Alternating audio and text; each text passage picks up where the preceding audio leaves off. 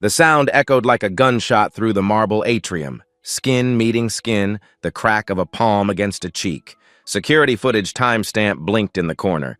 2:47 p.m. The woman's head snapped sideways, her hand instinctively moving to cradle her 7-month pregnant belly. Around her, designer handbags frozen on glass shelves seemed to hold their breath. Price tags dangled. $50,000, $73,000, $120,000. People like you, the store manager hissed, don't belong in establishments like this. Phones emerged from pockets and purses, some recording, others turning away pretending they'd seen nothing. The pregnant woman's wrist monitor flashed red, blood pressure spiking into dangerous territory. She didn't cry out, didn't raise her voice, just stood there, one hand on her belly, the other touching her reddening cheek. Have you ever been judged before you opened your mouth? Before you stated your name, showed your credentials, proved your worth? These black stories, these real-life stories where dignity gets stripped in 60 seconds, they happen every day. What happens next will restore your faith in quiet power. 12 minutes earlier, Maison Étoile's Manhattan flagship occupied 3 floors of prime Fifth Avenue real estate. The building generated $890 million in annual revenue, a temple to luxury where even the door handles cost more than most cars. Crystal chandeliers refracted afternoon light into 1,000 rainbows across Italian marble floors. Amara stepped through the revolving door at 2:35 p.m., her worn leather portfolio tucked under one arm. Her maternity dress was simple cotton, comfortable flats cushioning swollen feet. No jewelry except a medical alert bracelet and a modest wedding band. The first-class boarding pass edge peeked from her bag. Emirates JFK to Milan, departing at 6 p.m. She had time. Manager Diane Pritchard noticed her immediately. 15 years at Maison Étoile had taught Diane to assess customers in seconds. This woman didn't fit the algorithm. Wrong demographic, wrong presentation, wrong everything. Diane's eyes performed their usual calculation. Dress off the rack, maybe $60. Shoes, discount brand, pregnant, which meant probable financial stress. The unspoken store policy whispered in her ear, curate the clientele. A young sales associate named Jessica approached Amara with a tentative smile. Good afternoon, welcome to... Diane's look cut her off mid-sentence, a slight head shake. Jessica's smile faltered. She retreated to the register, busying herself with invisible tasks. Diane took over, her professional mask firmly in place. May I help you find something? The words were correct, but the tone carried an edge, a question mark that implied, are you sure you're in the right place? I'm looking for a gift, Amara said quietly. The Celestia necklace, for my anniversary. Diane's eyebrow arched. The Celestia collection occupied the private viewing room. Pieces that required appointments, background checks, insurance verification. That particular piece is $127,000. She paused, letting the number hang in the air. Perhaps I can show you our more accessible collection? We have lovely items downstairs starting at $3,000. The Celestia necklace, please. Diane's jaw tightened. She positioned herself between Amara and the display cases, arms crossing over her chest. Her voice rose slightly, not quite shouting, but performing now for the other customers browsing nearby. 3 white women examining scarves, 2 Asian couples studying watch displays, all of them beginning to notice. Ma'am, I'll need to see payment capability before I handle that inventory. Store policy. Amara's expression didn't change. Is that policy applied to everyone? Everyone who... Diane caught herself, recalibrated. Everyone making high-value inquiries. Yes. A teenage girl near the entrance pulled out her phone. The TikTok app opened. Caption typed quickly. Luxury store discrimination caught live. She angled the camera, hit record. I'd like to speak with your corporate liaison, Amara said. Diane's face hardened. I am the authority here. I've been with this company for 15 years. I know exactly... Amara reached into her portfolio. Diane's hand shot to the security button beneath the counter. Twice. Fast. Her mind had already written the narrative. Attempted theft, became aggressive when confronted, had to call for help. The story was ready before the facts existed. 2 security guards arrived within 90 seconds. both male, one white, one black. The black guard, Marcus, early 30s, ex-military bearing, immediately clocked something in Amara's stillness. The way she stood, hand protective over her belly, eyes calm and fixed on Diane. No panic, no guilt, just waiting. This woman became aggressive when I explained our verification process, Diane announced. Her voice carried the practiced authority of someone accustomed to being believed. She reached into her bag in a threatening manner. The live stream viewer count ticked upward, 847, comments flooding. Here we go again. Why is she being harassed? Probably can't afford it anyway, Lowell. Marcus hesitated. Something felt wrong. Amara's posture, her breathing, none of it matched Diane's narrative. Ma'am, can you show us what's in your bag? He asked, his tone careful. Amara's phone vibrated. The screen lit up. V, calling. She declined without breaking eye contact with Diane. Before anyone touches me, Amara said, her voice quiet but surgical, you should know I'm documenting medical vitals in real time. My lawyers will find pregnancy endangerment. Clarifying.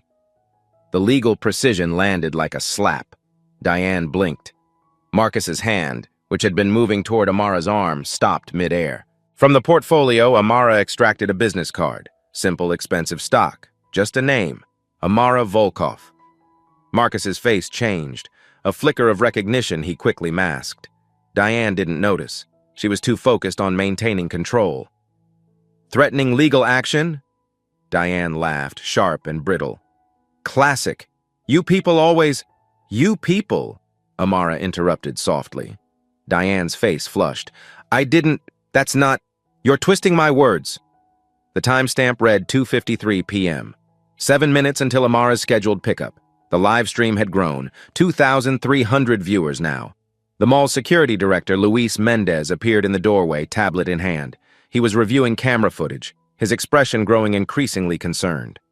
Diane didn't see him. She was spiraling now, frustration overriding judgment. This woman, this nobody, was making her look foolish in her own store, in front of customers, in front of staff. The disrespect of it, the audacity. Amara turned slightly toward the exit, preparing to leave. She'd documented enough. The data was clear. Diane interpreted the movement as smugness, as victory, as this woman thinking she'd won something. That's when Diane's control snapped. Her hand came up fast, open-palmed, catching Amara across the cheek. The sound was sharp, definitive. The store seemed to inhale as one. Amara's head turned with the blow. She didn't stumble, didn't cry out. Her hand went to her face, then immediately to her belly.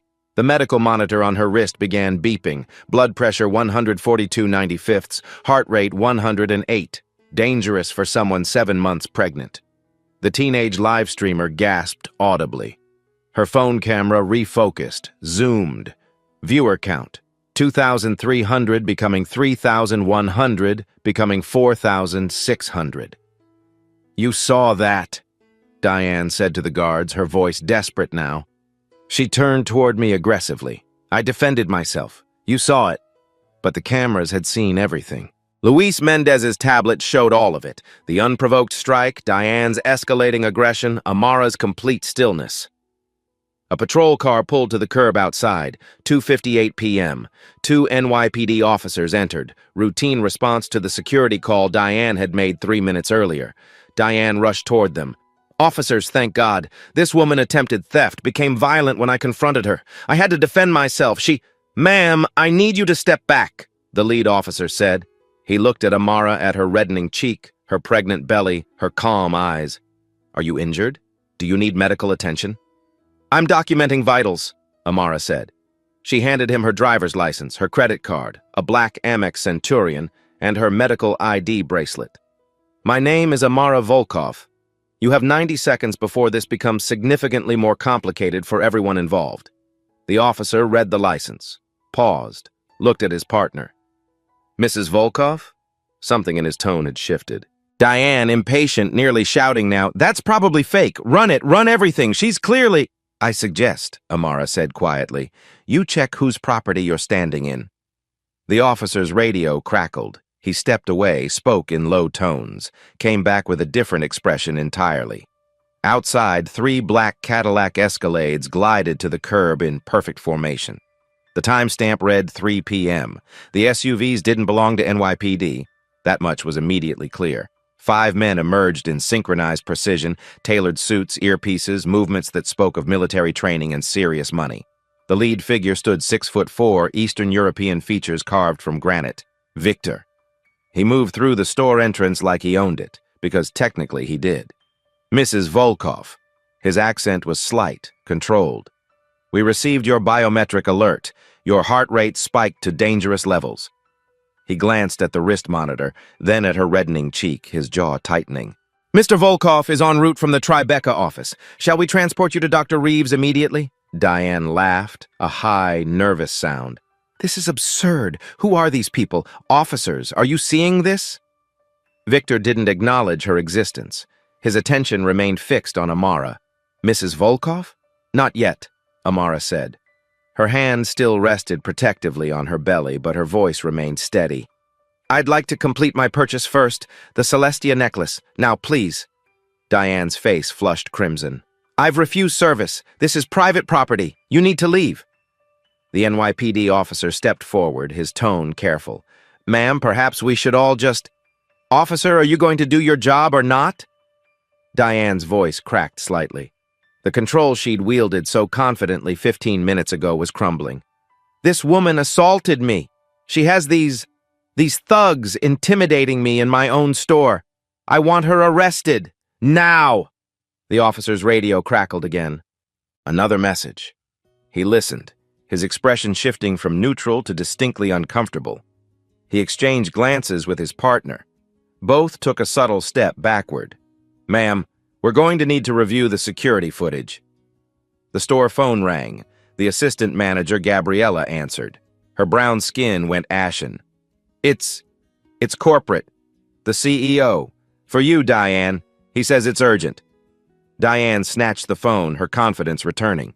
Corporate would back her. 15 years of loyalty, of driving sales, of maintaining the brand's exclusivity. They'd understand. Sir, I'm handling a situation here. A customer became violent and... The voice on the other end was loud enough that people nearby could hear fragments. Do you have any idea who you just owns the building? Diane's face cycled through confusion, disbelief, denial. That's impossible. She looks like what, Diane? The CEO's voice crackled through the speaker. Finish that sentence, please. I'd love to hear you finish that sentence. The line went dead. Silence spread through the store like spilled ink. The 3 women who'd been examining scarves stood frozen. The couples by the watch display had stopped pretending not to watch.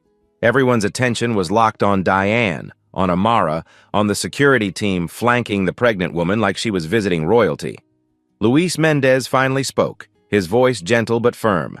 Diane, I need you to step away from the floor now. There's been a misunderstanding.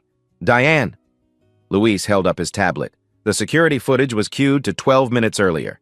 I've been watching all of it. Step away. The teenage live streamer's viewer count had exploded. 8,400 people watching in real time. The comment section scrolled too fast to read. 3 local news outlets had already reached out for permission to use the footage. Diane looked around wildly, seeking allies. Jessica wouldn't meet her eyes. Marcus, the security guard, had positioned himself slightly between Diane and Amara. Protection detail, not enforcement. Even the customers were watching her with expressions ranging from pity to disgust. I want to see a lawyer, Diane said. That can be arranged, Amara replied. She turned to Victor. Please retrieve all security footage from the last 15 minutes. Every camera angle, I want it preserved and copied. Gabriella already had a tablet ready, hands trembling. She pulled up the store's security system. The promotional screens that usually displayed product advertisements now showed the footage. Diane's dismissive body language, the escalating aggression, the fabricated narrative about Amara becoming threatening.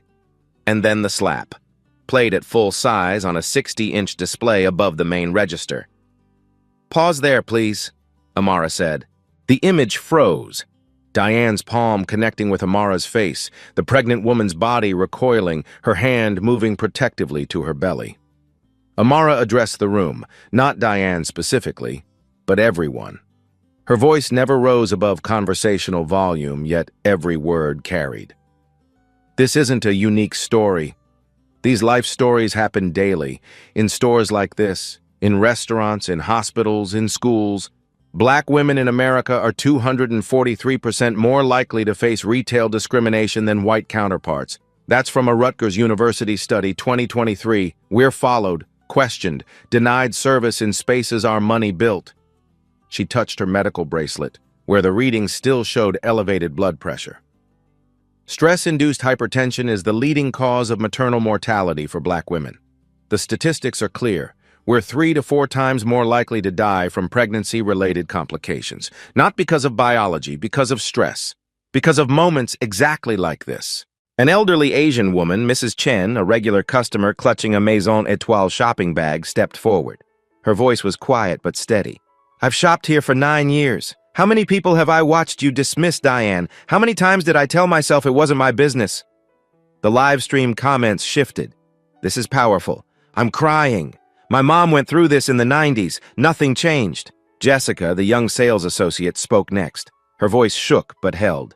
"Diane trained us to assess customers in the first 10 seconds. She called it quality control, but it was code. We all knew what it meant." Diane's mouth opened and closed. No sound emerged. Through the floor-to-ceiling windows, a fourth vehicle arrived. Not an SUV this time, a black Mercedes S-Class. A man emerged. Late 40s, dark hair graying at the temples, expensive suit that somehow looked lived in.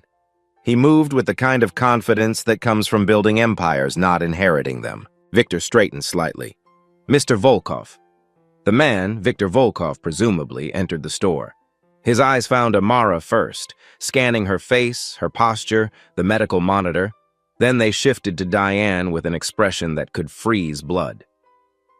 "Is this the woman who struck my wife?" His accent was thicker than his security chief's, Russian vowels bleeding through despite decades in America. Diane tried to speak. "Mr. Volkov, I didn't know." "You didn't know." Victor's voice was soft, which somehow made it more terrifying. "So if she had been someone else, someone without my name, without my resources, this would have been acceptable." He turned to the NYPD officers. "I want her charged, assault, false reporting. Whatever applies to striking a pregnant woman and then lying to police about it." The lead officer nodded slowly. "Sir, we'll need statements from everyone, and the footage. You'll have everything." Victor's attention returned to Diane. "Do you know what this building is worth? $340 million. Do you know what this store generates for Maison Étoile annually? $14 million. Do you know how long your company's lease has remaining?" Diane shook her head mutely. 90 days. As of... He checked his watch. "Approximately 20 minutes ago, when our lawyers filed termination notice, emergency board meeting is happening right now, during your little performance here." A man in an expensive but rumpled suit burst through the entrance. Pierre Montclair, CEO of Maison Étoile North America. His flight from Paris must have been expedited. His face was slick with sweat despite the November chill outside. "Mr. Volkov, Mrs. Volkov, please. 15 years of partnership. This is one employee's terrible judgment, not company policy." Amara finally spoke again. "One employee? I have documentation of systemic patterns across 6 months and 7 locations. Would you like to see it?" Montclair's face went gray.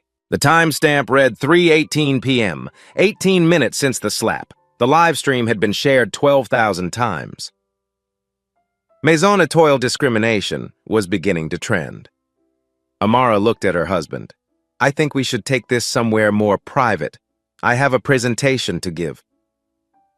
The conference room on Maison Étoile's 3rd floor had probably hosted 1,000 luxury brand meetings, crystal water pitchers, leather chairs, panoramic views of Fifth Avenue. Now it held something different, a reckoning. Amara sat at the head of the table, her laptop open. Victor stood behind her, one hand resting gently on her shoulder. Pierre Montclair sat across from them, flanked by his legal counsel and VP of operations. Luis Mendez had provided the complete security footage. The teenage live streamer, Emma Rodriguez, they'd learned, had agreed to preserve her video as evidence. Diane sat in the corner with a company-appointed attorney. Her earlier confidence completely evaporated. "I want to be clear about something," Amara began. Her voice was calm, almost professorial. "I wasn't here to shop today." Montclair blinked. "I don't understand." Amara turned her laptop so everyone could see the screen. A spreadsheet appeared, detailed, color-coded, comprehensive. "For the past 6 months, I've been conducting undercover equity audits across my husband's property portfolio. 12 luxury retailers occupy buildings we own. I visited each location multiple times, dressed differently each visit." She clicked to the next slide. Photographs appeared. Amara in an elegant gown, hair professionally styled, carrying a Birkin bag. The timestamp showed 2 months earlier. The location, this same Maison Étoile store. "This was my first visit," Amara said. "Designer dress, $8,000, obvious luxury markers. Watch the footage." The video played. Diane Pritchard herself approaching, all smiles and deference. "Good afternoon. Welcome to Maison Étoile. We're so glad you're here. May I offer you champagne while you browse?" Amara clicked again. Another photo. Business casual, designer handbag, but understated jewelry. Visit 2. Different sales associate, but similar treatment. Excellent service. No questions about payment capability. Click. Another visit, another version of Amara. Each time, the treatment correlated directly with visible wealth signals. Today was visit number 7, the control test. Same person, same credit card, same ability to purchase. The only variables, my clothing and my visible pregnancy. She looked directly at Diane. "You failed spectacularly." Montclair's lawyer leaned forward. "Mrs. Volkoff, are you saying you deliberately entrapped our employee?" "I documented publicly observable behavior," Amara corrected. "Your employee chose her actions freely. I simply provided different context to measure consistency." She advanced to the next slide. 3 locations passed my audits. They treated every version of me with equal professionalism. 4 locations failed, but your flagship set records. The spreadsheet showed metrics: average wait time before greeting, number of surveillance glances, payment verification requests, quality of products shown. The disparities were stark. 67% of black customers at this location reported heightened surveillance versus 12% of white customers. Average service wait time, 4 minutes for white customers, 11 minutes for black customers. Discretionary security calls, 89% involve people of color. She paused, letting the numbers settle. "And here's what you don't know yet. I sent my complete preliminary report to Victor's investment board 72 hours ago. They've been reviewing it. Today was simply final confirmation." Victor spoke for the first time since they'd entered the room. The board convened an emergency meeting at 2:30 p.m. during Diane's performance. They were voting. Montclair's face had gone from gray to white. Voting on what? Whether to continue our partnership with Maison Étoile? Victor pulled out his phone, showed a time-stamped email. "The decision was made at 2:52 p.m., 5 minutes before my wife was assaulted. The vote was to terminate the lease and divest from your parent company's stock holdings." That's, Montclair struggled for words, "that's $340 million in real estate value, our flagship location." "Yes. Over one employee's actions?" Amara's expression didn't change. "Over systemic failure. I gave your company 6 months of documentation, quarterly reports about this location's complaint patterns. Your HR department received 14 formal complaints about this store in 3 years, all dismissed as anecdotal." She opened another file. "I'm not just a customer, Mr. Montclair. I'm a corporate attorney. Harvard Law, 2012. I specialized in civil rights enforcement and Title II public accommodation law. I know exactly what constitutes illegal discrimination." The room went very quiet. "I met Victor 9 years ago when I was doing pro bono work for a housing discrimination case. His father was a Ukrainian refugee who faced subtle redlining in the 1990s. We built our holdings with one principle: everyone gets treated fairly, or you don't get to operate on our property." Victor added, "We own 47 properties across 8 states. Every lease has anti-discrimination clauses we actually enforce. Your company generates $14 million annually from this location. You'll survive its loss. But the people Diane targeted, they might not recover from this kind of treatment." Montclair's lawyer tried again.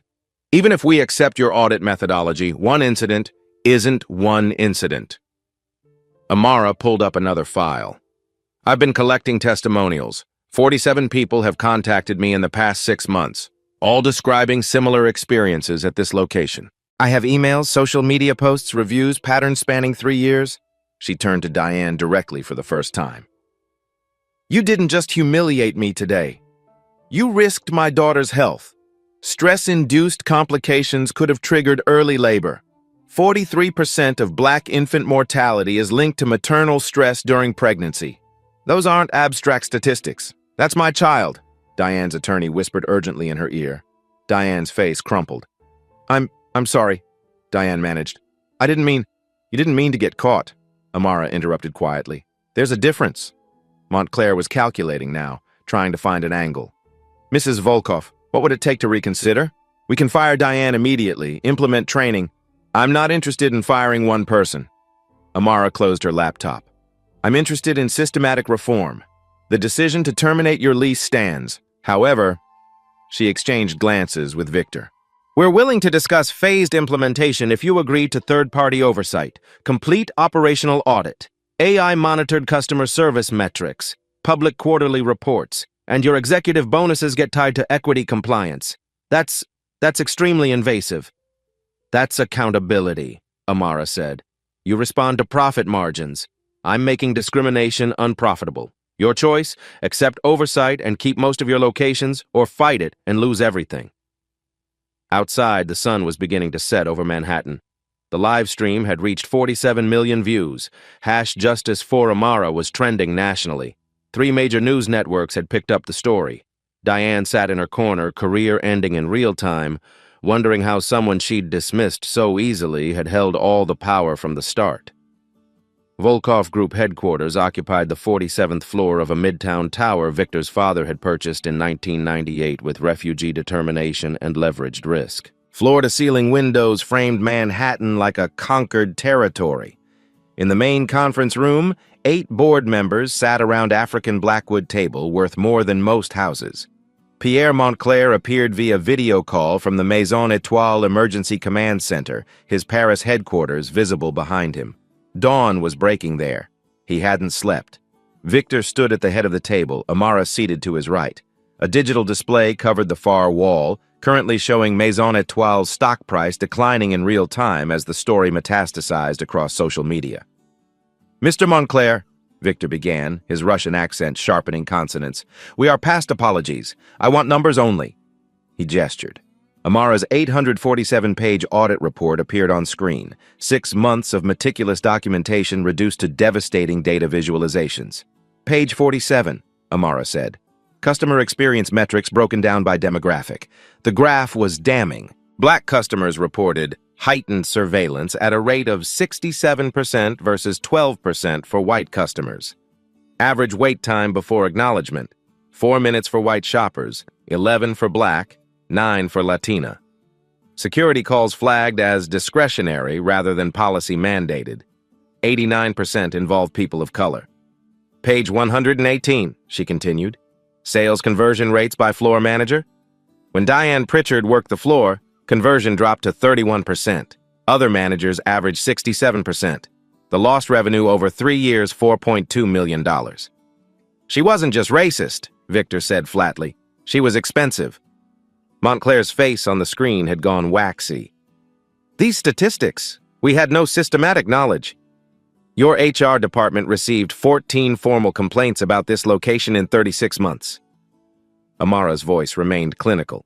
I have the emails. Everyone dismissed as anecdotal or unverifiable. You had knowledge. You chose inaction. Rachel Kim, board member and investor representative, leaned forward. Mr. Montclair, let's discuss liability exposure. Mrs. Volkov was assaulted while pregnant. New York law is explicit about assault against expectant mothers. The legal counsel on Amara's left, a woman named Stephanie Chen with 20 years in civil rights litigation, opened her tablet. Assault in the 3rd degree, but with aggravating factors. Victim's pregnancy, racial animus evidenced by people like you statement, public setting.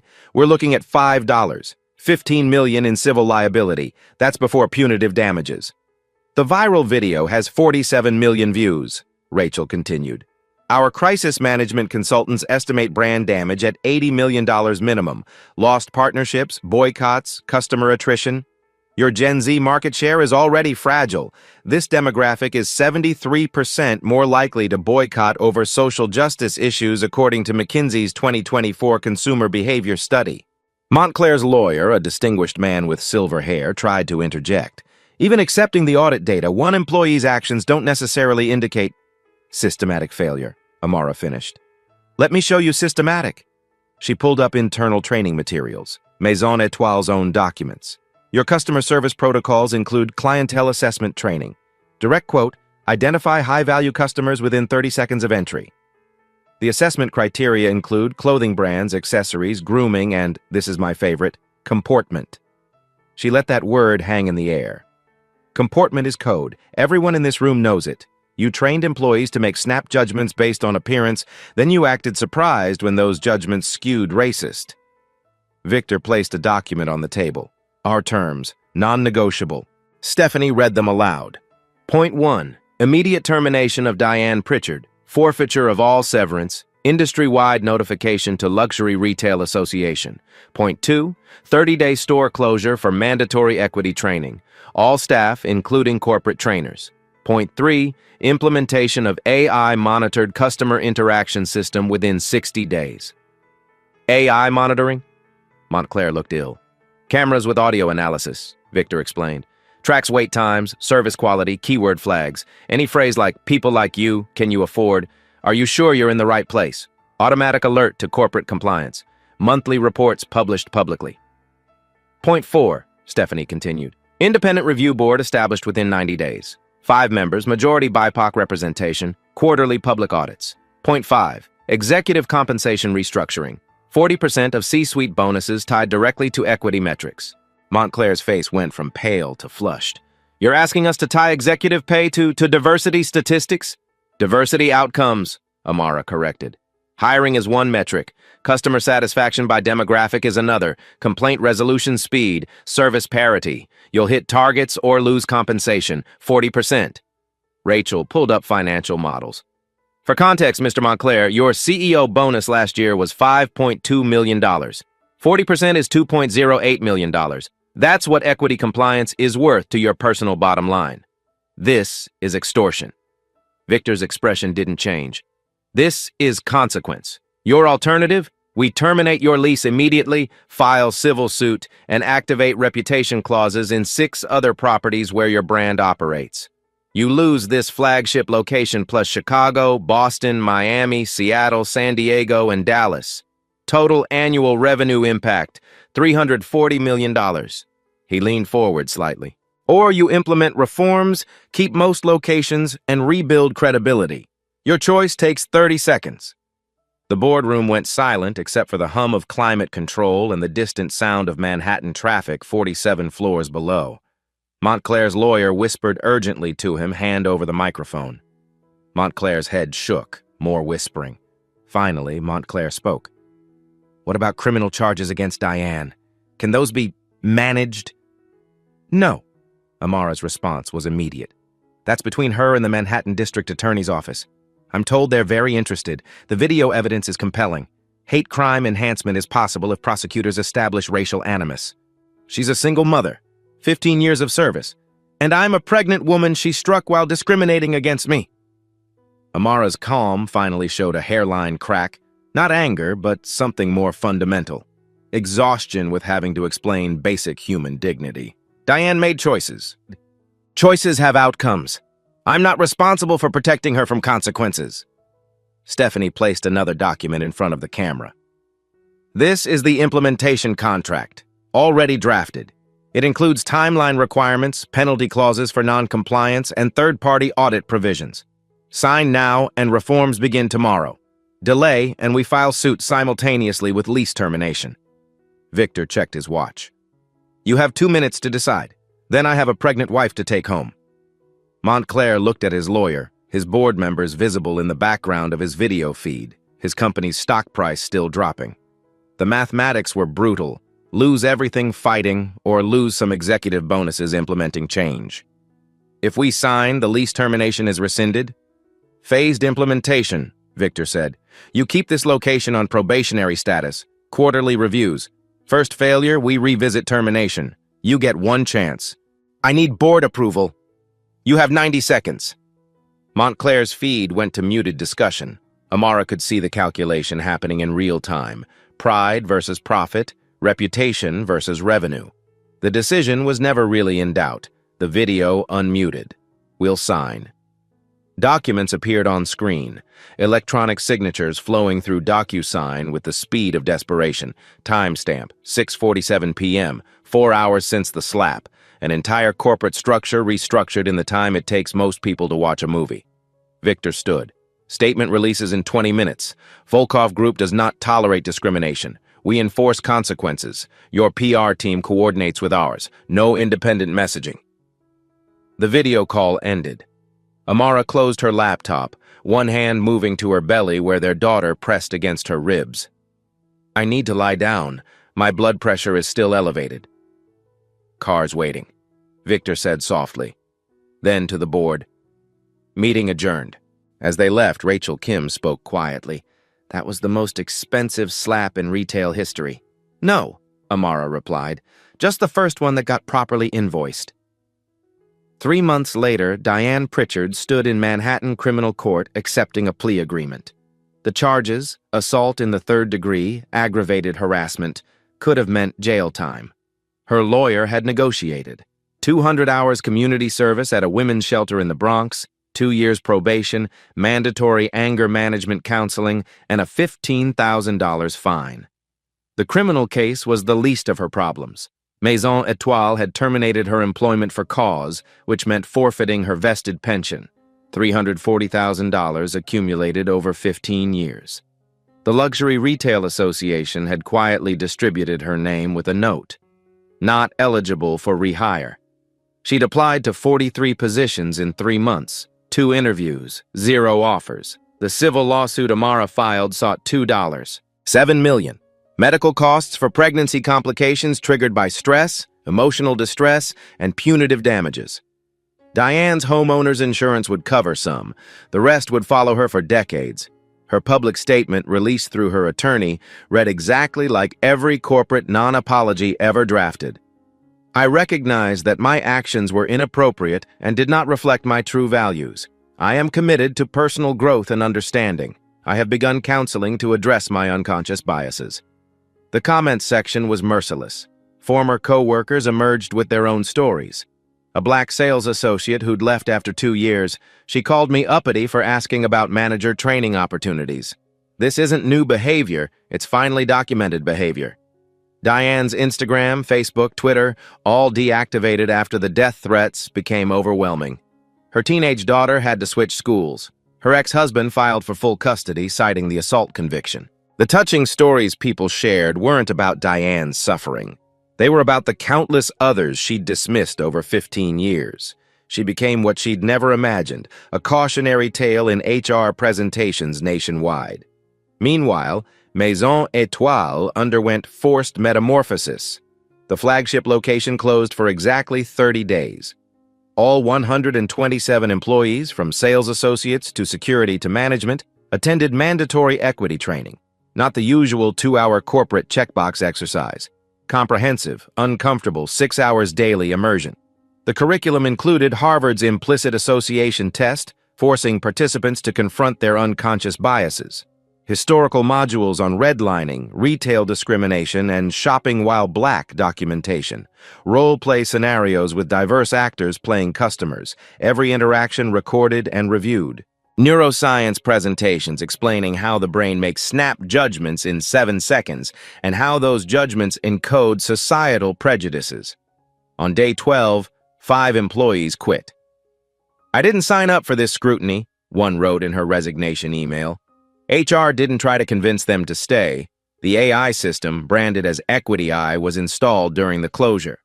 Cameras with sophisticated audio analysis tracked every customer interaction. Who got greeted first? Service duration by demographic. Tone analysis on associate speech patterns. Security call frequency in correlation with customer characteristics. The dashboard fed real-time data to corporate headquarters. Statistical anomalies triggered alerts. Why did associate hash 4782 take 3 times longer to serve black customers? Why did security get called 6 times in one shift? 5 involving people of color. The system wasn't punitive by default. It flagged patterns for human review. But the transparency was radical. Monthly reports published openly showed aggregate metrics. Wait times, satisfaction scores, complaint resolution speed, all broken down by demographic data customers voluntarily provided.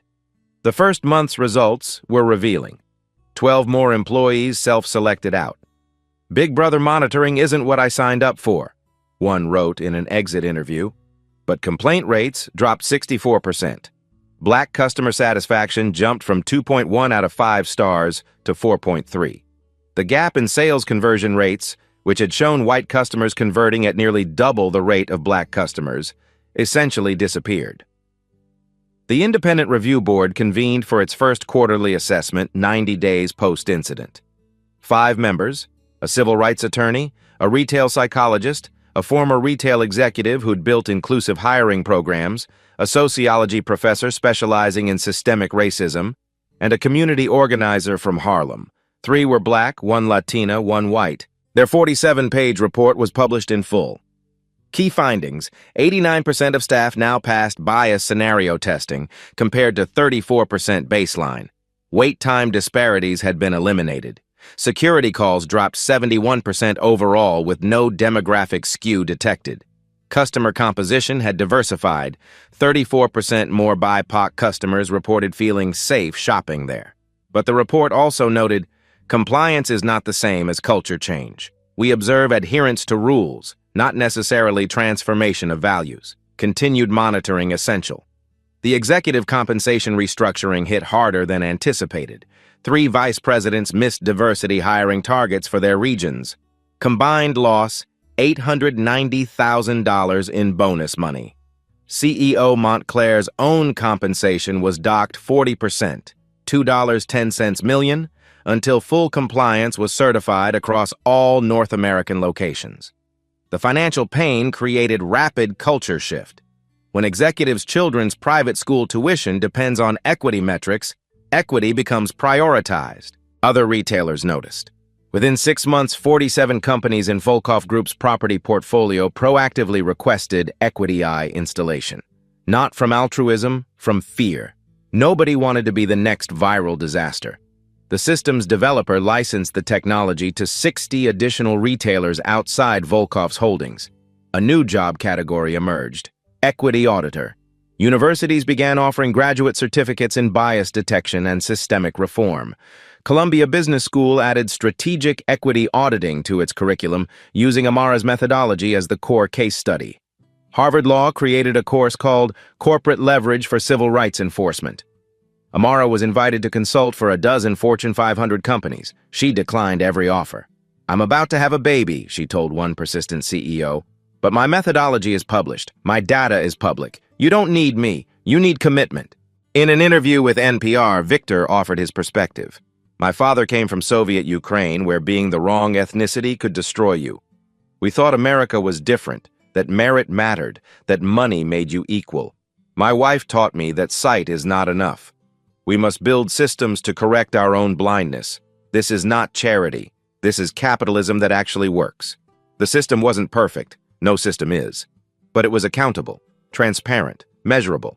And it started because one woman refused to accept that her skin color and pregnancy determined her worth. 6 months after the slap heard around social media, Amara sat in the nursery of their Brighton Beach home, her daughter Svetlana asleep against her chest. 3 months old, with Victor's dark hair and Amara's deep brown eyes, perfect tiny fingers wrapped around her mother's thumb. The room was a study in cultural fusion. Eastern European folk art, intricate Ukrainian embroidery hung beside prints from the Harlem Renaissance. A mobile of handmade Russian nesting dolls spun slowly above a crib draped in kente cloth patterns. On one wall, framed, a New York Times headline from 2 months prior, "How One Woman's Audit Transformed Luxury Retail." Beneath it, Maison Étoile's 6-month equity report. Every target exceeded. Every metric improved. The document represented something rarer than profit, proof that change was possible.